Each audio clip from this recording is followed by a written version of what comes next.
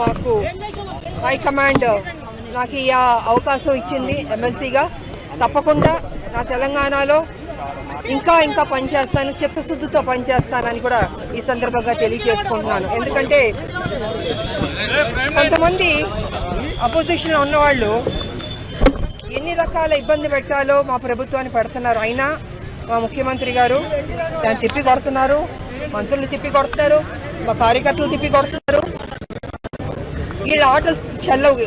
ఎందుకంటే 7 లక్షల కోట్లకు అప్పుకెళ్ళిపోయింది ఈ రాష్ట్రం. ఎవరి వల్ల అంటే కేసీఆర్ గారి పుణ్యం అంటూ. మరి ఇంత 7 లక్షల కోట్లకు అప్పుకెళ్ళిన రాష్ట్రాన్ని సెటిల్ చేయాలంటే డెఫినెట్గా టైం పడుతుంది. ఓవర్ నైట్లో అది అద్భుతాలు జరగాలంటే కుదరదు. ఖజానా మొత్తం ఖాళీ చేశాడు.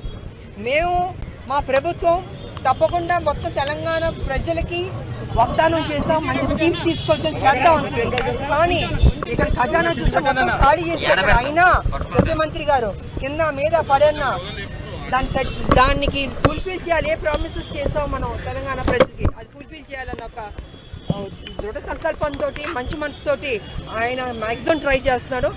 సో తప్పకుండా మంచి జరుగుతుంది మా తెలంగాణ అని నేను తెలియజేస్తాను. ఇన్ని ఇబ్బందులు పెడుతున్నప్పటికీ ఎందుకు విజయశాంతి గారు ఆ ప్రభుత్వం వచ్చినప్పటి నుంచి ప్రత్యక్ష రాజకీయాలకు దూరంగా ఉన్నారు?